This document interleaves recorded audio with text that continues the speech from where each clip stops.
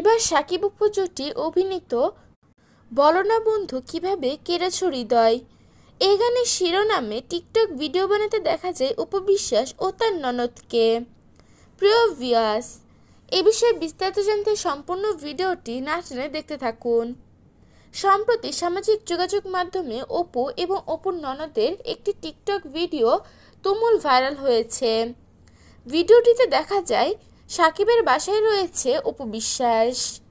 সাকিবের এক কাজিনের সাথে ভিডিওটি বানায় অপু।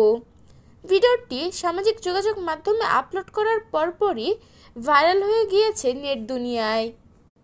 সেই টিকটক ভিডিওর ব্যাকগ্রাউন্ডের মিউজিক ছিল সাকিব অপু অভিনীত আগের একটি গান।